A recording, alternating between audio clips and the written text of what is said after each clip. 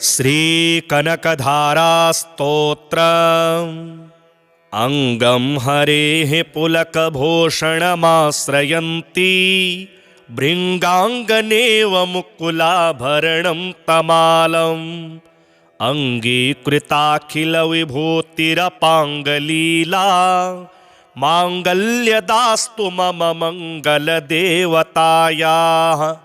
मुग्धा मुहुरविदधति वदने मुरारेः प्रेमत्रपा प्रणिहितानि गतागतानि।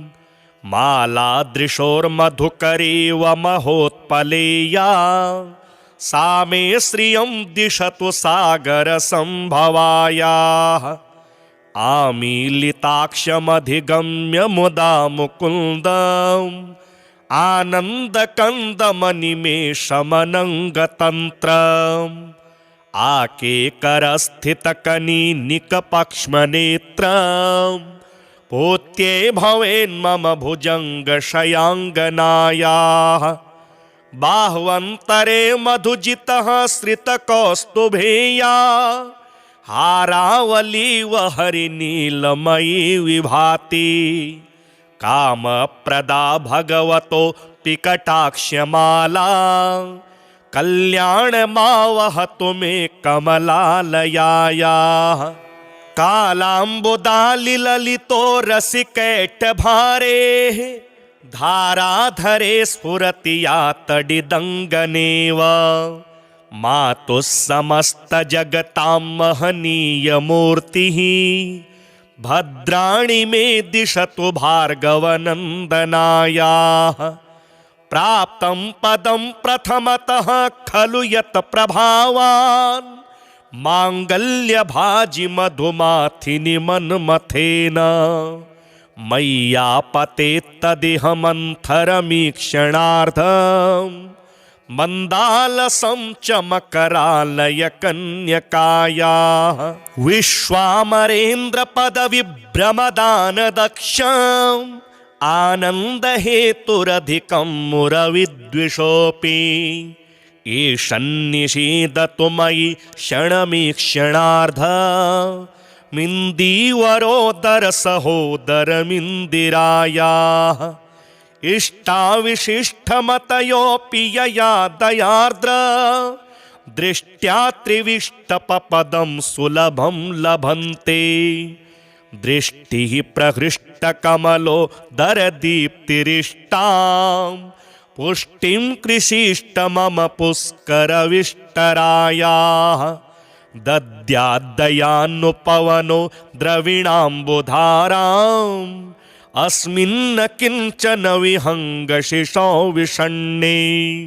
दुष्कर्म घर्ममपनीय चिराय दूरम् नारायण प्रणयिनी नयनाम्बुवाहः। धीर्देवतेति गरुडध्वज सुन्दरीति शाकम्भरीति शशिशेखरवल्लभेति। सृष्टिस्थिति प्रलयके लिषु संस्थितायै तस्यै नमस्त्रिभुवने कगुरोस्तरुण्यै। श्रुत्यै नमोस्तु शुभकर्मफलप्रसूत्यै रत्यै नमोस्तु रमणीयगुणार्णवायै। शक्त्यै नमोस्तु शतपत्रनिकेतनायै पुष्ट्यै नमोस्तु पुरुषोत्तमवल्लभायै। नमोस्तु नालीकनिभाननायै नमोस्तु दुग्धोदधिजन्मभूम्यै। नमोस्तु सोमामृतसोदरायै नमोस्तु नारायणवल्लभायै। नमोस्तु हेमाम्बुजपीठिकायै नमोस्तु भूमण्डलनायिकायै। नमोस्तु देवादिदयापरायै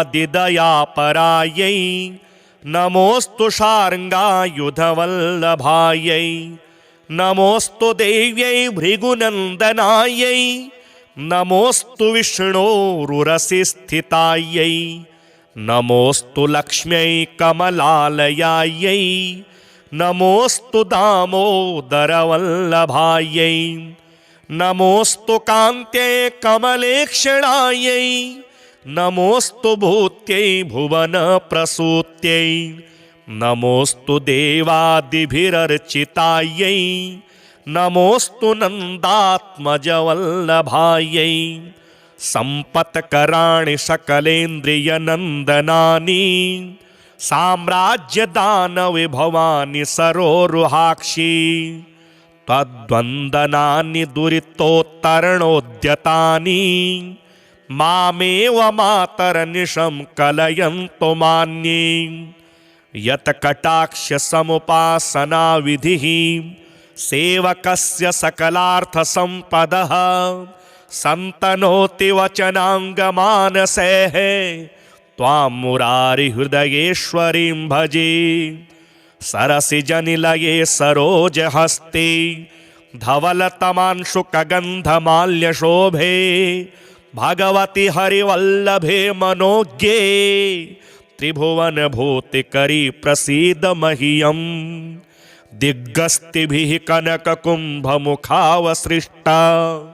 स्वरवाहिनी विमलचारुजलप्लुताङ्गीं प्रातरनमामि जगतां जननीमशेष लोकादिनाथ गृहिणीममृताब्धिपुत्रीं कमले कमलाक्ष वल्लभे त्वं करुणापूरतरङ्गितैरपाङ्गैः अवलोकय माम किञ्चनानां प्रथमं पात्रं कृत्रिमं दयायाः देवी प्रसीद जगदीश्वरि लोकमातः कल्याणगात्रि कमलेक्षण जीवनाथे दारिद्र्यभीतिहृदयं शरणागतं माम् आलोकय प्रतिदिनं सदयैरपाङ्गैः स्तुवन्ति ये स्तुतिभिरमुभिरन्वहं त्रयीमयीं त्रिभुवनमातरं रमामां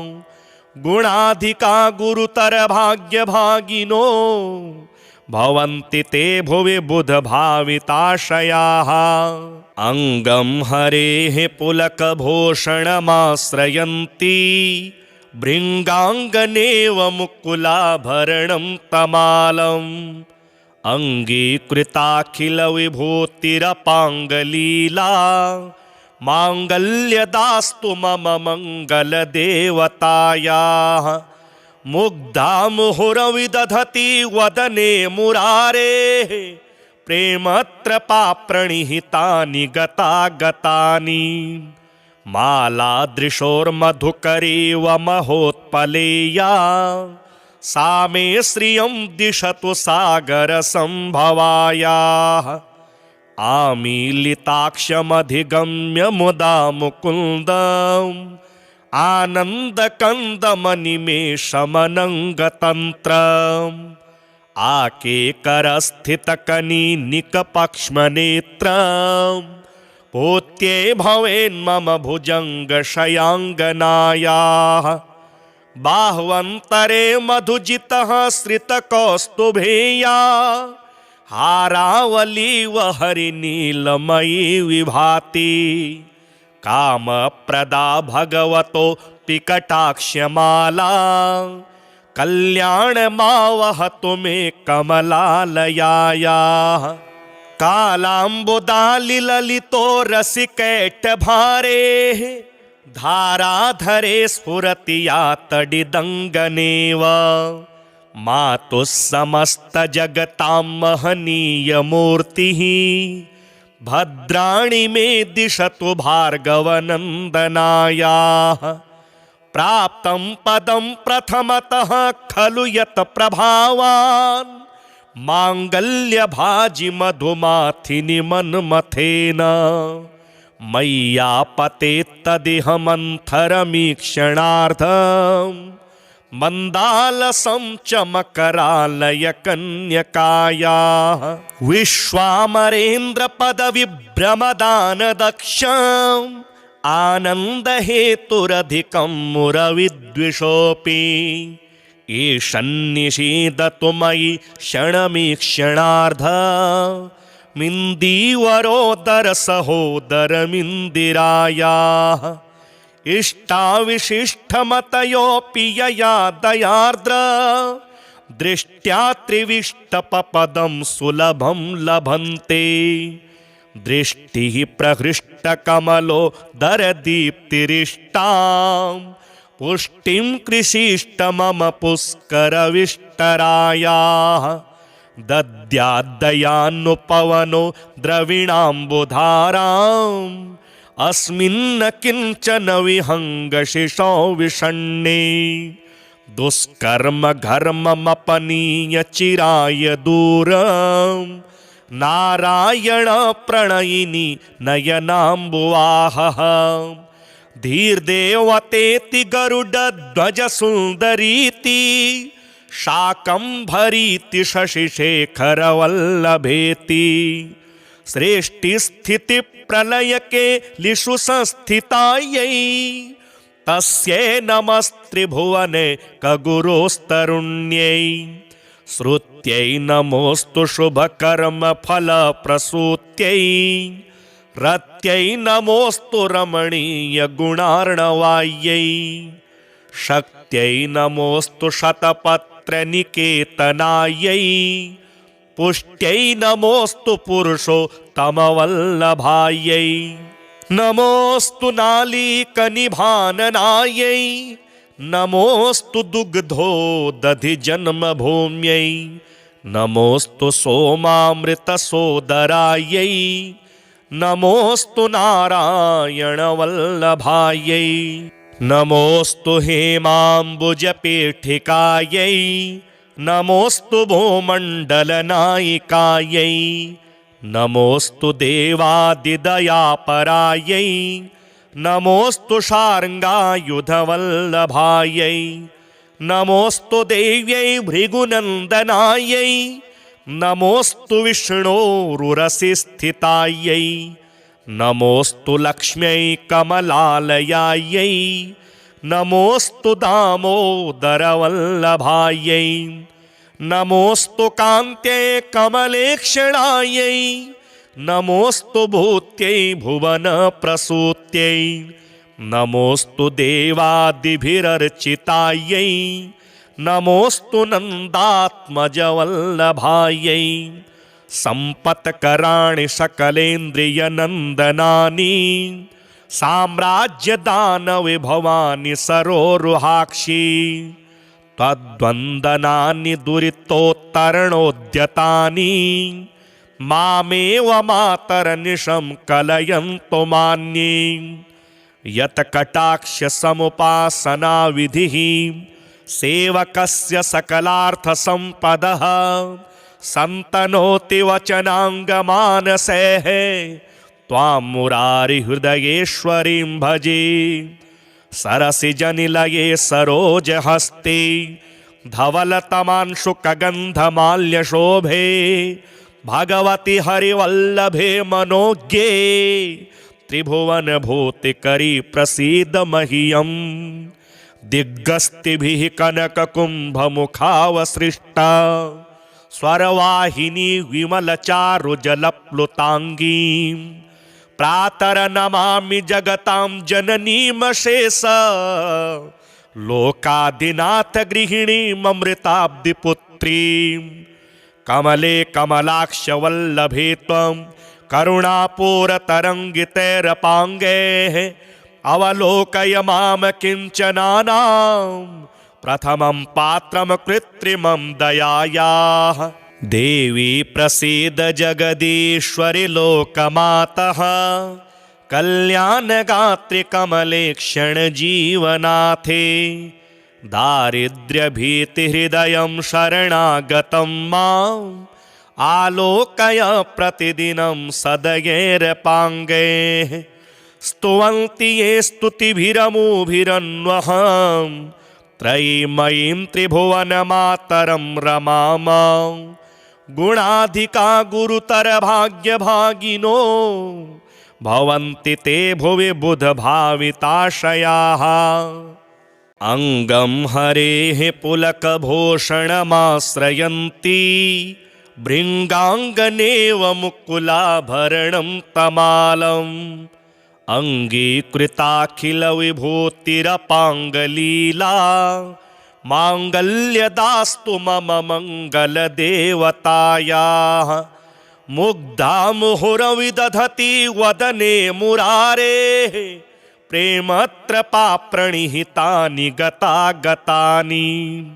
मालादृशोर्मधुकरेव महोत्पलेया सा मे श्रियं दिशतु सागरसम्भवायाः। आमीलिताक्षमधिगम्य मुदा मुकुन्दम् आनन्दकन्दमनिमेषमनङ्गतन्त्रम् आकेकरस्थितकनीनिकपक्ष्मनेत्रम् पूत्ये भवेन्मम भुजङ्गशयाङ्गनायाः। बाह्वन्तरे मधुजितः श्रितकौस्तुभेया हारावलीव हरिनीलमयी विभाति। कामप्रदा भगवतो पिकटाक्ष्यमाला कल्याणमावहतु मे कमलालयायाः। कालाम्बुदालिललितो रसिकैटभारेः धाराधरे स्फुरति या तडिदङ्गनेव। मातुः समस्तजगतां महनीयमूर्तिः भद्राणि मे दिशतु भार्गवनन्दनायाः। प्राप्तं पदं प्रथमतः खलु यत् प्रभावान् माङ्गल्यभाजि मधुमाथिनि मन्मथेन। मय्यापतेत्तदिह मन्थरमीक्षणार्थम् मन्दालसं च मकरालय कन्यकायाः। विश्वामरेन्द्रपदविभ्रमदानदक्षम् आनन्दहेतुरधिकं मुरविद्विषोऽपि। ईशन्निषीदतु मयि क्षणमीक्षणार्धमिन्दीवरोदरसहोदरमिन्दिरायाः। इष्टाविशिष्टमतयोऽपि यया दयार्द्र दृष्ट्या त्रिविष्टपपदं सुलभं लभन्ते। दृष्टिः प्रहृष्टकमलो दरदीप्तिरिष्टां पुष्टिं कृषीष्ट मम पुष्करविष्टरायाः। दद्याद्दयान्नुपवनो द्रविणाम्बुधाराम् अस्मिन्न किञ्चन विहङ्गशिशौ विषण्णे। दुष्कर्म घर्ममपनीय चिराय दूरम् नारायण प्रणयिनी नयनाम्बुवाहः। धीर्देवतेति गरुडध्वज सुन्दरीति शाकम्भरीति शशिशेखरवल्लभेति। सृष्टिस्थितिप्रलयके लिषु संस्थितायै तस्यै नमस्त्रिभुवने कगुरोस्तरुण्यै। श्रुत्यै नमोऽस्तु शुभकर्मफलप्रसूत्यै रत्यै नमोऽस्तु रमणीयगुणार्णवायै। शक्त्यै नमोऽस्तु शतपत्रनिकेतनायै पुष्ट्यै नमोऽस्तु पुरुषोत्तमवल्लभायै। नमोऽस्तु नालीकनिभाननायै नमोऽस्तु दुग्धोदधिजन्मभूम्यै। नमोऽस्तु सोमामृतसोदरायै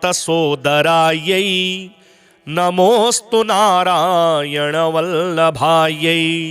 नमोऽस्तु हेमाम्बुजपीठिकायै नमोऽस्तु भूमण्डलनायिकायै। नमोऽस्तु देवादिदयापरायै नमोऽस्तु शार्ङ्गायुधवल्लभायै। नमोऽस्तु देव्यै भृगुनन्दनायै नमोऽस्तु विष्णोरुरसिस्थितायै। नमोऽस्तु लक्ष्म्यै कमलालयायै नमोऽस्तु दामोदरवल्लभायै। नमोऽस्तु कान्त्यै कमलेक्षणायै नमोऽस्तु भूत्यै भुवनप्रसूत्यै। नमोऽस्तु देवादिभिरर्चितायै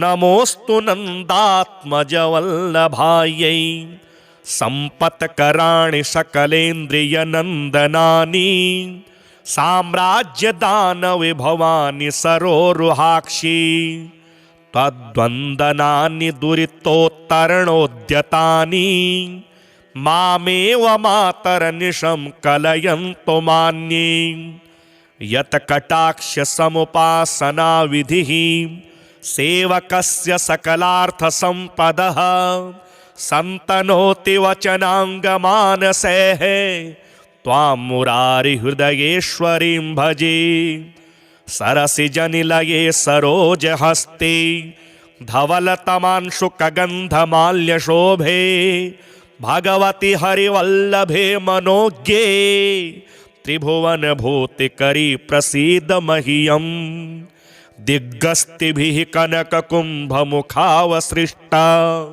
स्वरवाहिनी विमलचारुजलप्लुताङ्गीं प्रातरनमामि जगतां जननीमशेष लोकादिनाथ गृहिणीममृताब्धिपुत्रीं कमले कमलाक्षवल्लभे त्वं करुणापूरतरङ्गितैरपाङ्गैः अवलोकय माम किञ्चनानां प्रथमं पात्रं कृत्रिमं दयायाः देवी प्रसीद जगदीश्वरि लोकमातः कल्याणगात्रि कमले क्षणजीवनाथे दारिद्र्यभीतिहृदयं शरणागतं माम् आलोकय प्रतिदिनं सदयैरपाङ्गैः स्तुवन्ति ये स्तुतिभिरमुभिरन्वहं त्रयीमयीं त्रिभुवनमातरं रमामां गुणाधिका गुरुतरभाग्यभागिनो भवन्ति ते भुवि बुधभाविताशयाः अङ्गं हरेः पुलकभूषणमाश्रयन्ति भृङ्गाङ्गनेव मुकुलाभरणं तमालम् अङ्गीकृताखिलविभूतिरपाङ्गलीला माङ्गल्यदास्तु मम मङ्गलदेवतायाः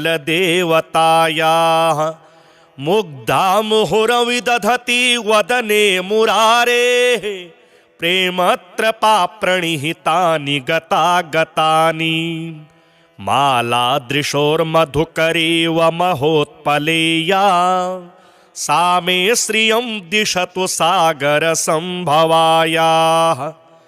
आमीलिताक्षमधिगम्य मुदा मुकुन्दम् आनन्दकन्दमनिमेषमनङ्गतन्त्रम् आकेकरस्थितकनीनिकपक्ष्मनेत्रम् पूत्ये भवेन्मम भुजङ्गशयाङ्गनायाः बाह्वन्तरे मधुजितः श्रितकौस्तुभेया हारावलीव हरिनीलमयी विभाति कामप्रदा भगवतो पिकटाक्ष्यमाला कल्याणमावहतु मे कमलालयायाः कालाम्बुदालिललितो रसिकैटभारेः धाराधरे स्फुरति या तडिदङ्गनेव मातुः समस्तजगतां महनीयमूर्तिः भद्राणि मे दिशतु भार्गवनन्दनायाः प्राप्तं पदं प्रथमतः खलु यत् प्रभावान् माङ्गल्यभाजि मधुमाथिनि मन्मथेन मय्यापतेत्तदिह मन्थरमीक्षणार्थं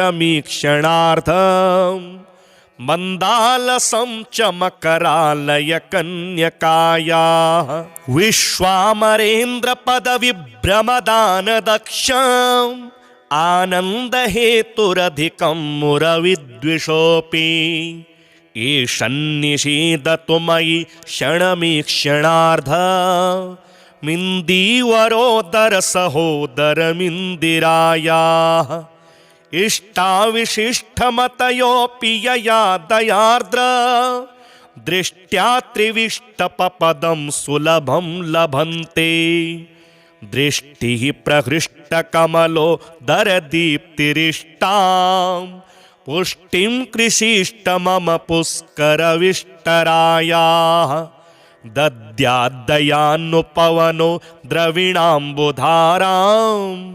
अस्मिन्न किंचन विहंगशिशौ विषण्णे दुष्कर्म घर्ममपनीय चिराय दूरम् नारायण प्रणयिनी नयनाम्बुवाहः धीर्देवतेति गरुडध्वज सुन्दरीति शाकम्भरीति शशिशेखरवल्लभेति सृष्टिस्थिति प्रलयके लिषु संस्थितायै तस्यै नमस्त्रिभुवने कगुरोस्तरुण्यै श्रुत्यै नमोस्तु शुभकर्मफलप्रसूत्यै रत्यै नमोस्तु रमणीयगुणार्णवायै शक्त्यै नमोस्तु शतपत्रनिकेतनायै पुष्ट्यै नमोस्तु पुरुषोत्तमवल्लभायै नमोस्तु नालीकनिभाननायै नमोस्तु दुग्धोदधिजन्मभूम्यै नमोस्तु सोमामृतसोदरायै नमोस्तु नारायणवल्लभायै नमोस्तु हेमाम्बुजपीठिकायै नमोस्तु भूमण्डलनायिकायै नमोस्तु देवादिदयापरायै नमोस्तु शार्ङ्गायुधवल्लभायै नमोस्तु देव्यै भृगुनन्दनायै नमोस्तु विष्णोरुरसिस्थितायै नमोस्तु लक्ष्म्यै कमलालयायै नमोस्तु दामोदरवल्लभायै नमोस्तु कान्त्यै कमलेक्षणायै नमोस्तु भूत्यै भुवनप्रसूत्यै नमोस्तु देवादिभिरर्चितायै नमोस्तु नन्दात्मजवल्लभायै सम्पत्कराणि सकलेन्द्रियनन्दनानि साम्राज्यदानविभवानि सरोरुहाक्षि तद्वन्दनानि दुरितोत्तरणोद्यतानि मामेव मातरनिशं कलयन्तु मान्ये यत्कटाक्षसमुपासनाविधिः सेवकस्य सकलार्थसम्पदः सन्तनोति वचनाङ्गमानसैः त्वां मुरारिहृदयेश्वरीं भजे सरसिजनिलये सरोजहस्ते धवलतमांशुकगन्धमाल्यशोभे भगवति हरिवल्लभे मनोज्ञे त्रिभुवनभूतिकरी प्रसीद मह्यम् दिग्गस्तिभिः कनककुम्भमुखावसृष्टा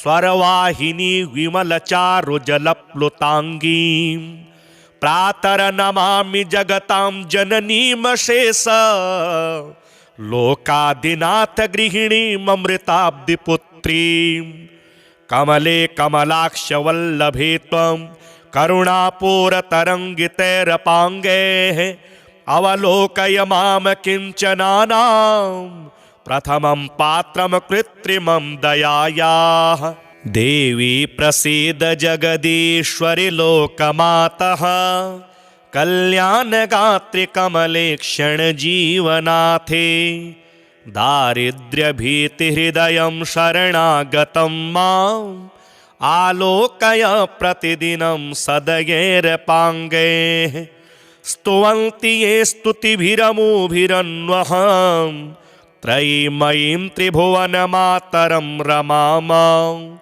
गुणाधिका गुरुतर भाग्यभागिनो भवन्ति ते भुवि बुधभाविताशयाः अङ्गं हरेः पुलकभूषणमाश्रयन्ति भृङ्गाङ्गनेव मुकुलाभरणं तमालम् अङ्गीकृताखिलविभूतिरपाङ्गलीला माङ्गल्यदास्तु मम मङ्गलदेवतायाः